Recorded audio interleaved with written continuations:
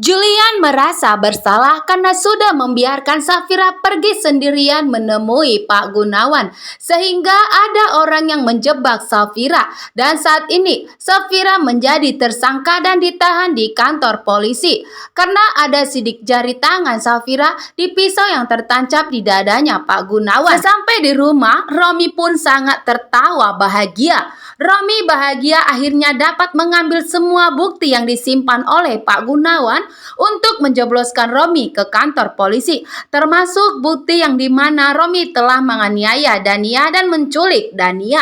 Romi tertawa bahagia dan tertawa lepas, tapi Romi tidak sadar di balik penyamarannya dan kejahatannya bahwa Yuda telah merekam diam-diam semua bukti mengenai penyamaran dan kejahatan Romi. Dan Romi juga telah mengancam Pak Gunawan akan membunuh Pak Gunawan seperti Romi telah membunuh kedua orang tua Safira dan Dania. Di sini Yuda akan memberikan bukti tersebut kepada Dania karena Yuda sudah mengubah penyamarannya agar dapat menjebloskan Romi ke kantor polisi. Di kantor polisi, Safira diinterogasi. Safira menjelaskan di saat Safira sampai bahwa Pak Gunawan sudah tergeletak dan tidak berdaya. Safira mencoba membantu Pak Gunawan ingin mencabut pisau tersebut. Tapi di sini pihak kantor polisi mengatakan dengan berat hati bahwa Safira harus tetap ditahan karena ada sidik jari tangan Safira di pisau yang tertancap di dadanya Pak Gunawan, sehingga Safira harus ditahan dan tidak bisa dibebaskan sebelum ada bukti yang lain menyatakan bahwa Safira tidak bersalah. Safira pun sangat panik saat ini. Safira merasa bersalah seandainya Safira tidak memegang pisau tersebut, tapi Safira terlalu panik sehingga Safira ingin menyelamatkan Pak Gunawan dan mencabut pisau tersebut. Safira sudah menjelaskan, tapi pihak polisi tidak mau mendengarkan semua penjelasan Safira karena hanya Safira sendiri yang ada di lokasi TKP. Mama Lestari sebagai saksi. Di saat Mama Lestari pun sampai di lokasi tersebut, Mama Lestari hanya melihat ada Safira dan Safira pun memegang pisau yang tertancap di dadanya Pak Gunawan. Dia yang panik ingin langsung menemui Safira ke kantor polisi. Sebelum bertemu dengan Safira, di sini Dania malah bertemu dengan Mama Lestari dan Rafael yang telah melaporkan Safira ke kantor polisi. Sebagai kakak, Dania membela Safira walaupun mesti harus berhadapan dengan amukan Mama Lestari yang begitu julid kepada Safira dan Dania.